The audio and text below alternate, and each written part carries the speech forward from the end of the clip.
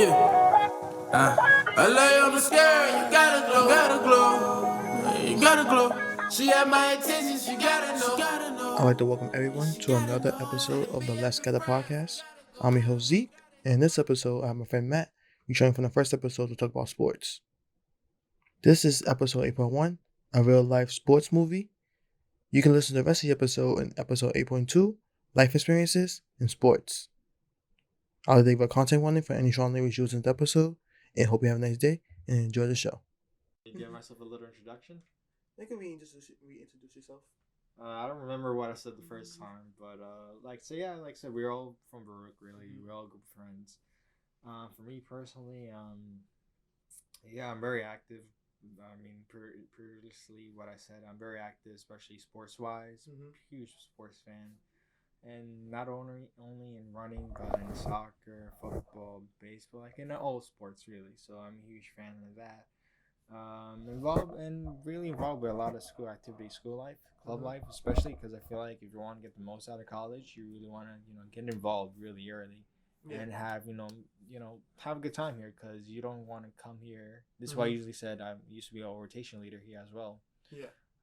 The Team Baruch orientation leaders. So I always tell these incoming freshmen that just don't want to come here and study and just leave, but you also want to have a good time, make some memories, be involved, and look back and be like, hey, I had a good time here at Baruch. So Cool.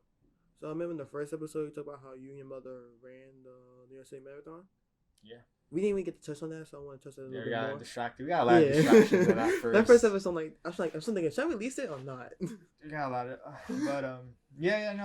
so one of the things I'm being proud of doing was, besides coming to college, I would say, is running the New York City Marathon. Originally, for me, sports-wise, I grew up with soccer, and soccer, especially being Colombian, a huge soccer, football, as in other countries, usually that's the correct term, is that, comes are really big in soccer, especially they have a lot of pride in their national soccer team, so always grow around, soccer, the soccer culture, and then later on watching a lot of top European teams. And but like I said, I'm very more of very involved in all different type of sports. And when I got to high school, I first played tennis, because I was gonna play football, because my parents would kill me. American football. I mean, I was pretty good. I mean, I would have been a wide receiver or safety or cornerback, corner. But like I said, very dangerous. And if you see me right now, I'm kind of skinny. I could easily get maybe broken. brittle. Yeah, brutal. I could be snapped or something. But I mean, like I said, it's a rough sport. Shout out to all the guys, girls that also play that sport. So, but so like I said, I was gonna play football. Soccer. I came as a freshman, but soccer season started early, so I didn't have time to try it out. Pretty much all the other sports, golf. I mean, I would have played golf, but I ended up playing tennis, because recently those past few summers I've been playing not crazy hard tennis. But like just casual, with the family and all that. So I tried for the tennis team. They really took whoever wanted to be interested, and I started playing. And pretty much I'm not saying we were pretty bad. We were bad, pretty much. Like I said, there's a lot of talented guys out there, and I came from Farmington High School in Brooklyn, Bay Ridge, Brooklyn. Shout out to Brooklyn. Brooklyn, where is that? Yep, you know it. Where Brooklyn at? Brooklyn at. So like I said, we went 2 wins, 8 losses. So we were pretty. Yeah, I remember the first time you messed up. You was like, we lost. We lost 8 games out of 2. Out of 2. We won 2. I was like, huh? Yes, but I was very competitive. Like I said, I remember. I still have trauma. I still have. It still hurts. It still hurts. You still wake up at night, cold sweat, just like, we lost. Well, I mean, that's not the cold sweat. No. That's not. Well, I mean, tennis, like I said, it was a good experience. Met a lot of guys, but we weren't competitive. I'm not saying anything bad about our team or our coach. Is that it wasn't really that, hey, we're losing, what we're gonna do about it. It wasn't really. It was just almost like recreational. So then the following year, my sophomore year, I kind of started with I tried to do soccer team. Mm-hmm. However, I didn't make tryouts. It wasn't meant to be. I mean, I was right there at the at the cut of like the cutoff really, but like I said, I wasn't really playing soccer recently a lot during that time, so it was a struggle. I didn't have my own cleats too. Like I said, it was really expensive. Like I said, growing up playing recreational or I know. with traveling team, because it's a struggle for a lot of people too. Like for me, my parents, hardworking immigrants, they they pride what they could pride, and you gotta be grateful for what they're doing. Like I said, I always hear my mom's backstories. I get them too. Yeah, and my parents. I'm not an immigrant. Yeah, and they're just starting to struggle just in their own homeland back in Colombia. It's crazy. It really puts in perspective how you don't want to take things for granted. You got to appreciate the things you have right now, because things would have went differently and could have been a whole different story, either in a bad way or a good way. But you never know. You always got to look forward in life and take what you have and learn from the experience. So yeah, touching back on soccer, like I said, we didn't have enough money to I wouldn't say we were bad in situation, economically wise. Excuse me. It's expensive. Like sports in general is very expensive and it's ridiculous. You gotta prioritize what's come first. Yeah. So that's something for fun and all that. Where we travel, we have vacations, we put that money in something else. But yeah, like I said, it's ridiculously expensive, and you just play pickup, and you don't get any formal training. That's what I'm trying to say too. So I was struggle playing with the guys who have been playing clubs all their life, all that. So you always got to pick up and try to catch up where they were. But that didn't happen. So I didn't want to go tennis. I didn't want to go tennis. What was the other sports team? Well, basketball. I'm bad at basketball. I mean, I could play defense, all that. I could play, rebound if I got the hops and all that. But shooting wise, you're witness. You can tell the people. Hit the backboard. Hit the back with the we played holding the backboard. We played intramurals basketball. Hey, to be honest, I was good at defense. The way I describe myself, I'm Draymond Green, fast shooter, don't have no handles. But I got to hustle, defense, and rebounding. Yeah, somehow we made it to semifinals. And assisting, too. So, hey. Don't look at my stats. Look on PCAL, like, oh, what you doing, man? Yeah. How you on the team? So, I wasn't going to play basketball either. What was the bowling team? No. No offense to bowling. I mean, bowling, but it's like, no.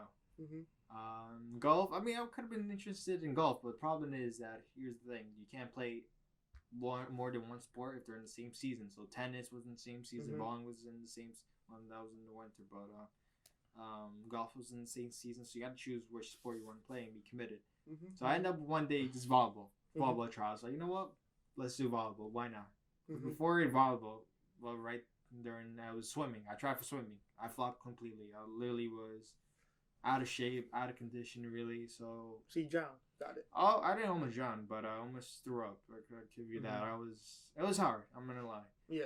I didn't have the form. Like I say, you don't have that pre-training, or I didn't have swimming like class. Like muscle memory. Yeah, like my friends who made the team, I had swimming class that semester, so they know what to expect. Me, I just jumped in. They have the proper the speedos, whatever. I just had my swimming trunks and just went for it. So I was pretty bad, but I said, then I stumbled across volleyball really, and I went to club because they usually have club like that. Little, learn how to play all that. Started slowly getting better. It's hard. I mean, you see volleyball, the hands and everything. Yeah. It's like, oh, this should be easy. It was hard. Huge learning curve, but I was committed because one thing I really was driven to play that sport was because of my two coaches, Coach Toby, Coach Juan. Shout out to them.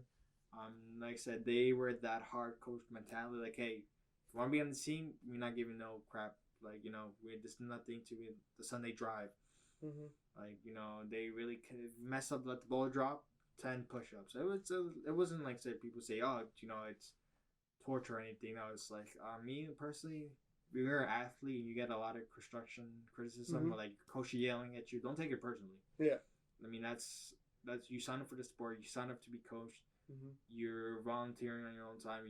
You are committed to this, but at the same time, you're learning still. Yeah. So you don't want to. It's like same thing with everything. If people are criticizing you, don't take it personally.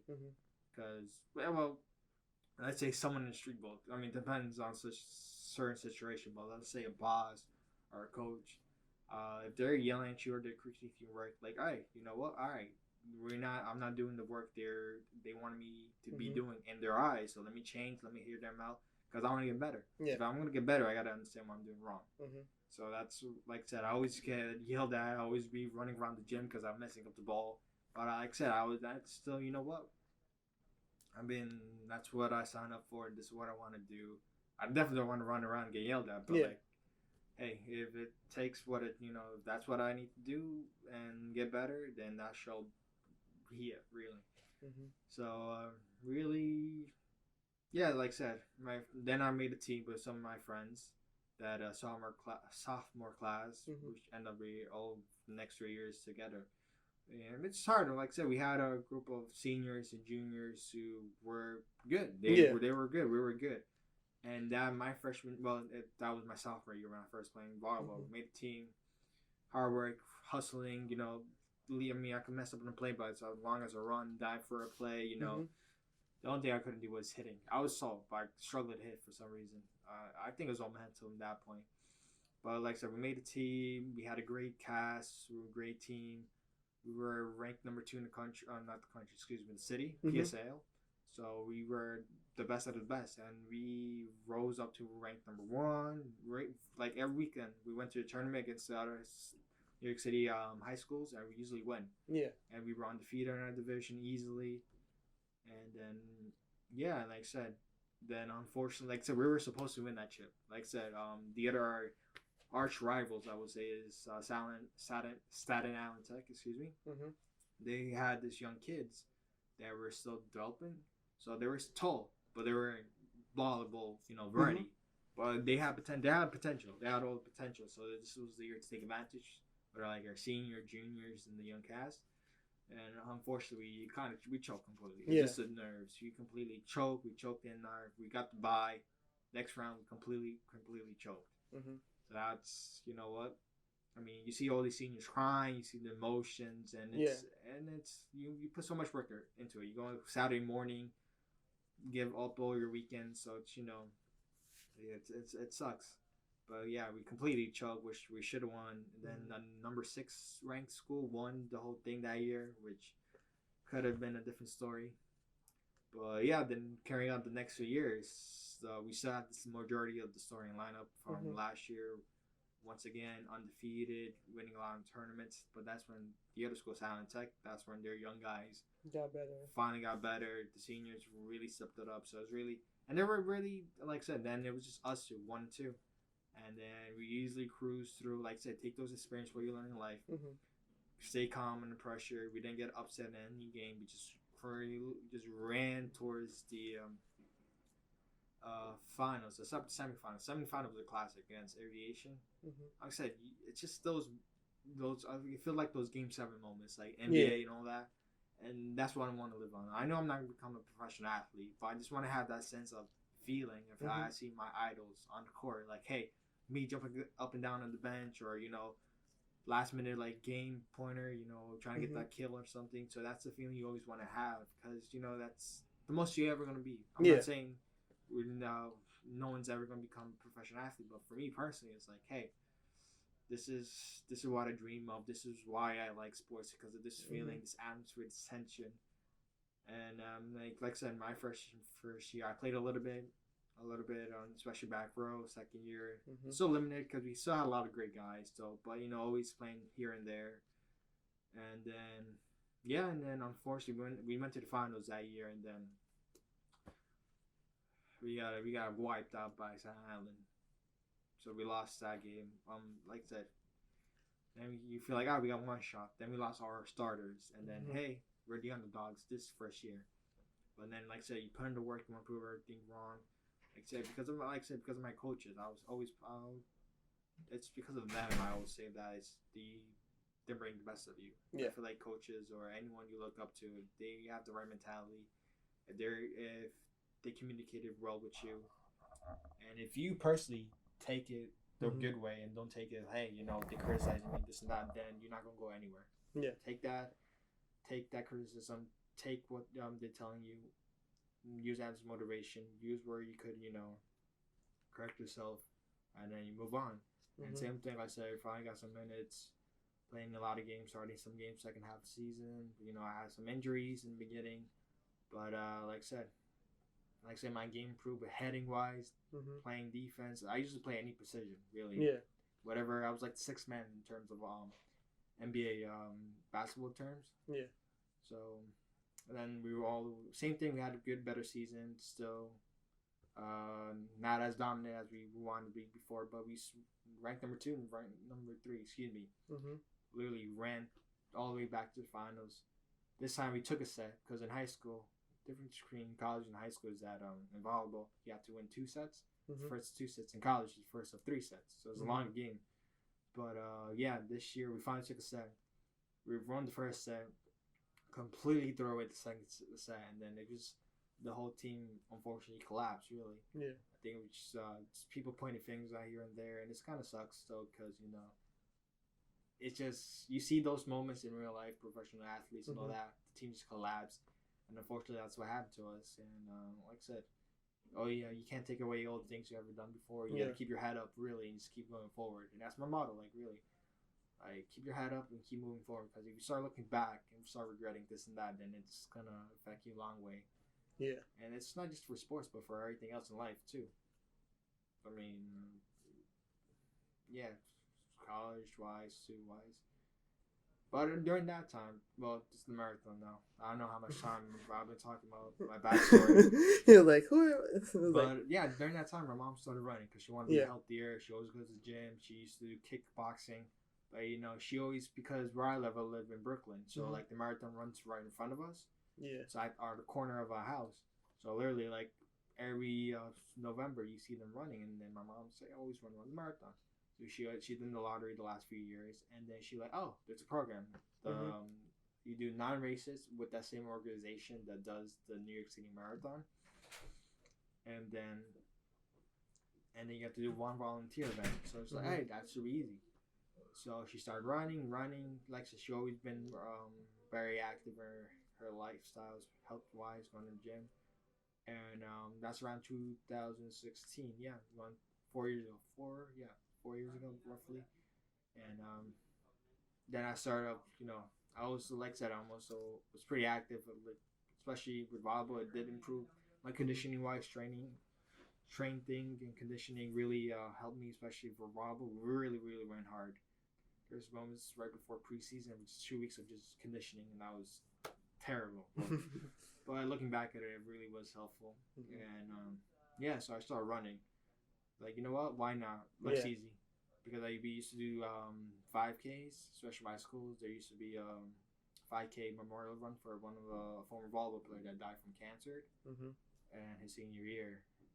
So, that should be easy. So for the race I signed up, we took my mom to a race. It was the Queen's 10K, 6 miles. Middle of June, early morning, hot, humid. I was like, you know what? I did 5K. I should do a 10K easily.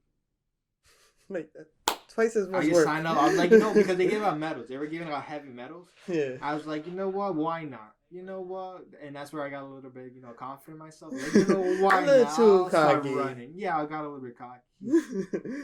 And boy, my mom did well. Me, the first half, I did fine, doing slowly. And in the last 2 miles, I just completely broke down. I was like I got cramps. I was dying. It was just bad. And literally after the race, once I finished, I literally had to go under a tree and try not to throw up or something. I was like done. I was done. Like I said, I remember that feeling. It was terrible. Well, I mean, that's kind of where it started. And then my mom used to be fast to me. She was fast. Like I said, she was fast. I always, she was my role model in that because she always been dedicated in running, early in the mornings or in the evenings. So as I later, improved myself, and then, my times get better. I mean, for the first year and a half or 2 years, she was faster than me. And, I have nothing against that. Yeah. I mean, that's great. As long as your mom is beating you, she's going fast. Like, hey, my mom's beating me. Hey, I have no problem saying that. And so and then that year the following year she did her first New York City Marathon. We cheered on all of that. She made signs. We all made signs for her. So that was great, and it was she suffered, but at the same time she did it, and that's what she wanted. She accomplished her goal. She's few years back. She said, "I'm doing it." She did it. She trained all that. In the end, she did it. And so then that same year I qualified. We all qualified actually. My dad, me, and my mom qualified for the next year, which was 2018. Yeah, 2018, the New York City Marathon. 2018, we qualified for the following year. And so at that point, I came to college. Yeah. I joined the men's volleyball team here, and that's where it was a great experience. Like I said, that first year, volleyball terms. I'm losing my train of thought right now, but you could add that part. Nah, we're gonna leave it in. Thanks. Well, I realized volleyball in terms of high school and college completely different. How to relearn how to play defense based on where you're positioning and all that. And the problem here comes again with your background is that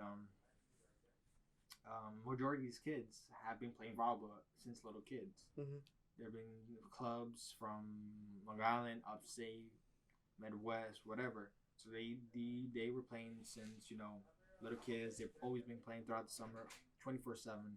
They go to clubs, all that. For me, I just basically learned volleyball from sophomore year of high school, and I struggled once in a while there. So that's where it's like, hey, these kids can afford these clubs. I'm not taking anything away from them. Yeah. I mean, they're great players. They work hard too as well. They got the skills, they got the talent. But and kind of put it, what I'm saying, just situation saying, hey, I have no background playing volleyball, but I'm trying to compete with you guys, and it's hard. But like I said, I'm not taking away from anything from anyone. They deserve where they at right now. So could they work hard for them? Yeah, they work hard. They've been playing from little kids. They got the experience, which is great.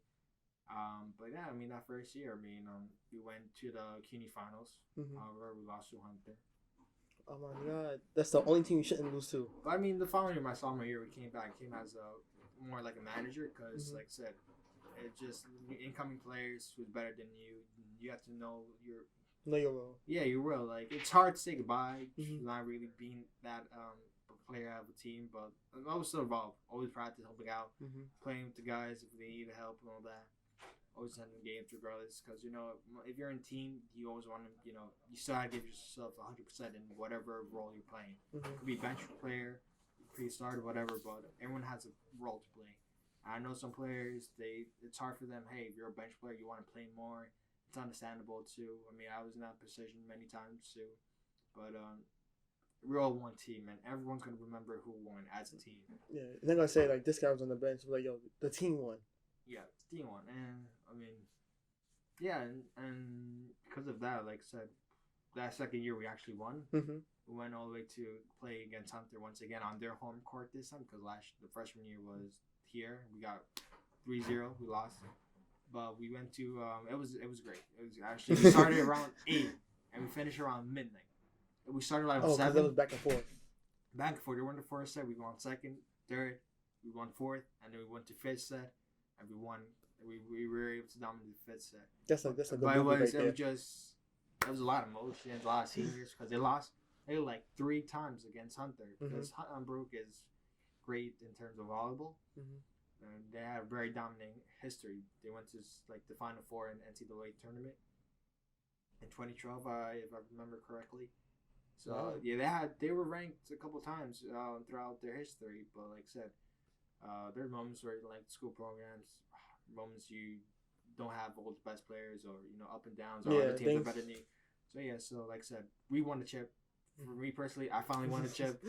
Because losing in junior year of high school, senior year of high school, junior, senior, and then freshman, I lost 3 times in a row, out of some sort of volleyball city championship. Yeah. And so it's at least it was fitting, you finally, I got it. Yeah, I got it. Finally, that was LeBron when he got his first championship in Miami. Very much. I laughed. But that same time, I joined. I was originally because of running. I was actually planning on running on the cross country team my freshman year, Mm-hmm. but their season started in August early. Mm-hmm. So I kind of want to settle down in college, learn the Mhm. ropes of things. And it was October, and their season was like almost more than halfway done. I couldn't do anything about it, so that's when I kind of pursued volleyball at that point. Mm-hmm. So then my sophomore year, because in terms of timeline, volleyball is in the spring, cross country in the fall. Mm-hmm. So before all that in volleyball, I came to do cross country, and I think I'm saying you think running is simple, but running is not simple. I remember my first practice was Mm-hmm. in Central Park, last week of August. School started, middle of a 90, 100-degree heat wave, and our coach literally made us do as a first. It was like an analysis run. Mm-hmm. He made us do sprints. It was like 200, 300-meter sprints up and down. Boy, I was about to quit that day. He was like, you know what? This ain't for me. That ain't for me. I'm like, who does that? Like, I'm gonna head out. I told coach once in a while, like, hey coach, you would have lost me that first day. He's like, hey. I was out. But no, it was great. Like I said, great experience with that first year. I improved a lot time wise. I always show up to work. Later towards the end of that season, a lot of injuries, knees wise, muscle wise, and but my time is improving though. I was able to run sub 7 miles, 7-minute miles, excuse me, or close to 6 minutes miles. I mean, plus I never came from coaching from running either, so I pretty much learned from looking at my mom to run. Just literally out and go run. That's pretty much what I did for running. I finally getting coached, finally know right coaching and right practicing of techniques and all that. Then I definitely saw the improvements, which I carry on to the New York City Marathon that first year. And I was going for a 3-hour marathon, but that's where experience comes. I didn't kind of pace myself early. I kind of went on my cross country pace, going hard a little bit because I felt great. I was excited. A lot of runner high. I literally put in what's that song? New York. The Jay-Z and Empire State of Mind. Yeah, I literally put that going on to Arizona. I put that song in. I go, woo! You're like, yeah, I got my goosebumps. I got like, whoa! I was ready. I was looking over the city, over the Arizona Bridge. Wrong sport. This ain't a sprint. Yeah, I was out, and then pretty much after I got to Manhattan around mile 15, the cramps just hit me. I hit the wall hard, so I was literally dragging my legs. I mean, I had to walk a little bit, but I was just jogging slowly, as slow as I can, because it was hard. And then, but like I said, the people, I put my name on it, Matt, and but people really makes a difference. I mean, I see 90% of the race, I was just listening to people cheering you than actual listening to music, because people are like, let's go, Matt, you got this. And so, yeah, and that really helped me finish that race, and I finished under exactly 4 hours. 4 hours. Yeah, I was on pace for 3 hours, but hey, finished my first race. But, it's a start. Yeah, so that's pretty much in terms of marathon wise, and then I finished running my second marathon in November in 2019. That one is it's a different story. Very different story. Oh wait, that's when you got hurt out there? Yeah. I can't disclose any information until I graduate Brooke, so you can keep that in part 3 or 4 of my story. So now I'm gonna have to cut that out. I mean, you can leave that in, but I'm saying, but yeah, I'm finished that. But it was a good story. He finished. I finished in 5 hours and 20 minutes for multiple reasons. But but this year, like I said, I had a lot of injuries before then. Yeah. Quads, shins, splits, all that. So that cross country, it was a disappointment. My times really went up in terms of going slower. So that was bad. It was not satisfying. So I'm using them for motivation for next year. Like so I'm going to set it wrong. Do Spain, recover, heal my ankle really, and then fully, and just take a slow beginning and get myself back in shape. Did you Usain Bolt on? I see. Yeah, like I said, I was cross training with the swim team. Hey, going back to sophomore year to high school to here, I mean, I'd say my swimming really improved. So it might be I could try it for the team again this year. Gold medals for the Olympics. Yeah, I know. Hey, Michael Phelps is a different animal though. The GOAT. But yeah, pretty much that was my sense of my sports story. Like I said, I was in I was in. My parents weren't really able to provide me with like competitive or organized sports clubs or something, but I still had that drive and like, hey, you know what? I always see my idols watching TVs. You know what? We had that opportunity in school wise. Why not? Why not? If I might not get a lot of minutes sometime, I do get it. I could be a starter here and there, or not play at all. Injuries, something like that. Yeah. You always have to keep that motivation and keep the hunger alive, because afterwards, I'm saying after college, I mean, I'm not gonna become a professional athlete. I could be recreation. If I finally make my money, I could join some leagues, volleyball or soccer or something. But I'm definitely running, something I'm definitely gonna be pursuing as in terms of long term side hobby that I'll definitely be very passionate about. Because I got taste of the results.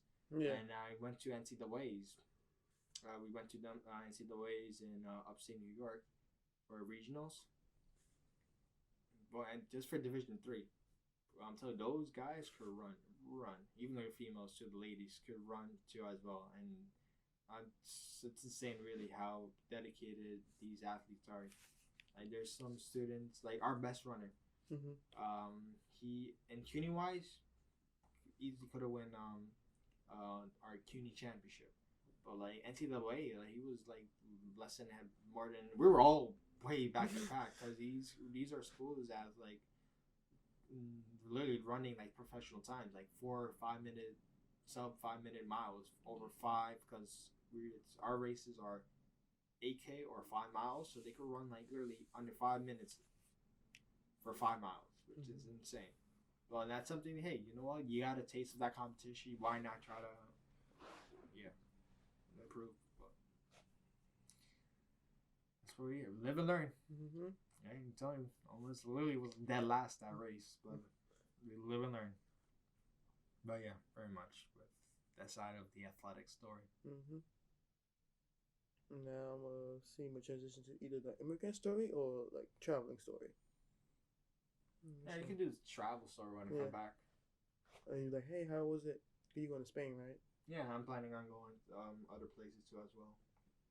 The T talked about Spain in her episode. Yeah, so when I come back, I can do a travel episode where I learn based on different perspective and cultures. Yeah, I could do that. Okay, you could do the immigrant story now. Cool, because I don't have an immigrant story. No, that stopped recording like 20 minutes ago. You want to record again? Start going, or? Yeah, I can pick it up. We could just do it. There's no password. The orange, the pink buttons. Yeah. I'm keeping all of this in.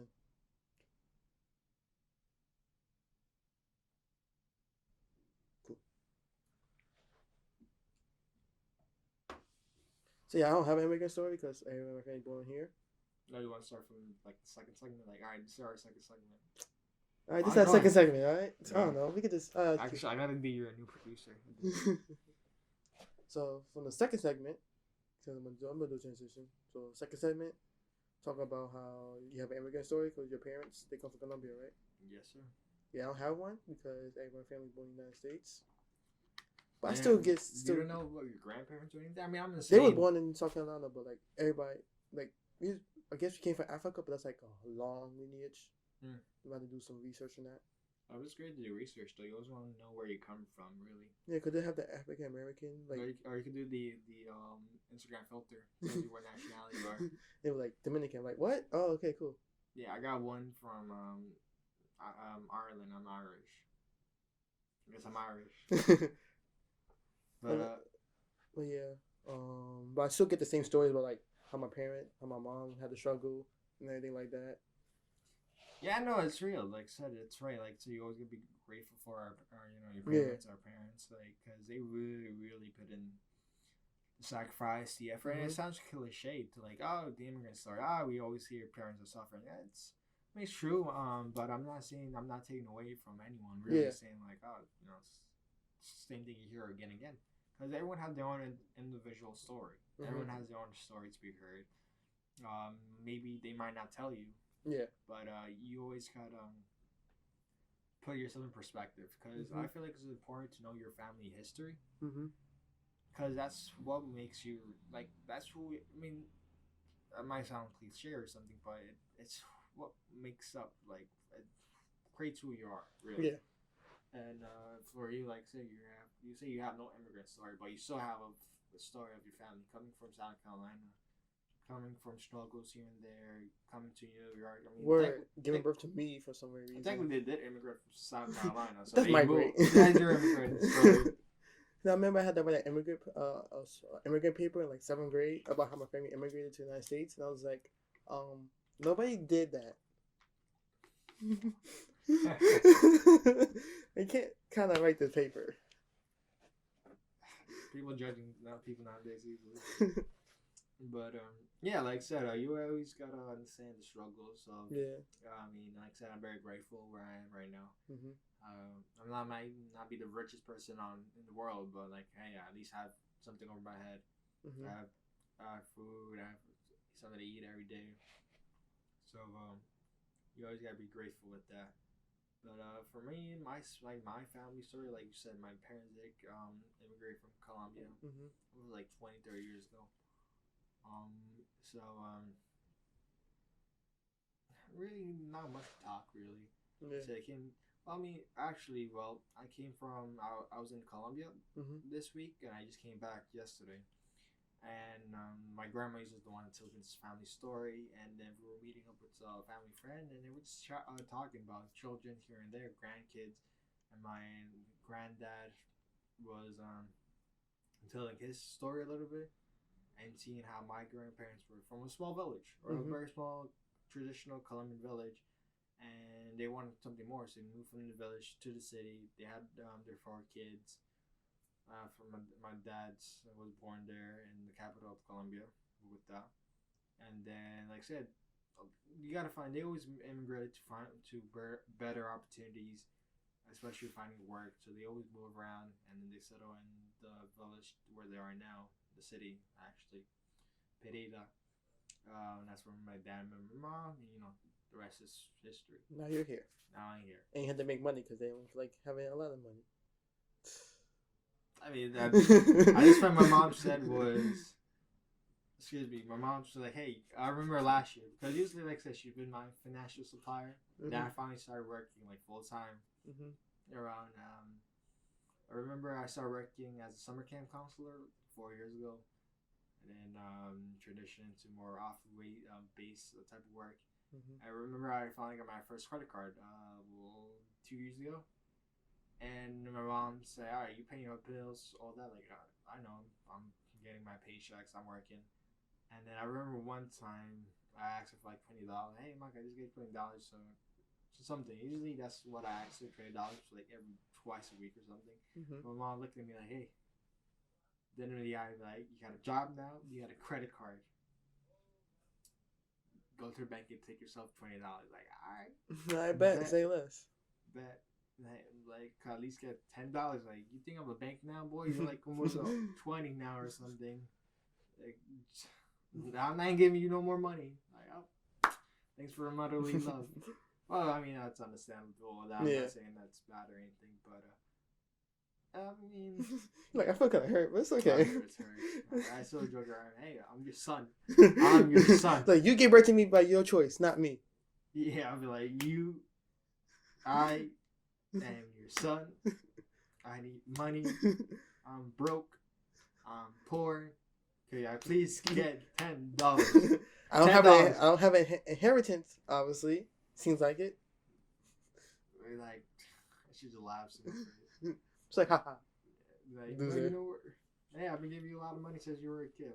Like, whatever. I don't like to ask my mom for money, but if I do, she'd give it to me. Yeah, I'm just too lazy to spend my own money. So I just like tell my mom. Well, I hate spending my own money right now. I'm just like, yo, I keep losing it.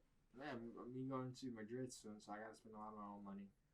I mean, my parents are gonna help regardless. Yeah. Apartment, they're gonna help regardless. Like, it hurts. It really hurts. This to spend your own money. podcast hurts my wallet. Really? Because I have to pay for the digital space, to host the like Google Drive space, to host the videos. Oh. And like the hold like all the storage. We need sponsorship. Are you getting a sponsorship anytime soon? Once I put it out, I'll see whatever happens. Oh well, sponsored by blank. If you click the tab link above, you will go somewhere and get something Yeah. and some percentage off. Yeah. So if you code name Gather 15, no, actually Gather 20 because we're in 2020. Go on this website on www. It's the link in the bio. You can get 20% off your next purchase. So subscribe now. But I just got some licensed music for free, so I'm good. Well, you heard the man. If you want to put your new music or a new mixtape on the track, you can hit the man up here. Get the ass space. Add space. If you want to hear any more links, or all our dedicated sponsors, the link in the bio. In the bio, excuse me, right now. So once you're done with this video and subscribe, go down to the bio. That brings episode 8.1 to a close. Again, you can listen to the rest of the episode in episode 8.2, life experiences and sports. I hope you continue to have a nice day, and I hope to see you there.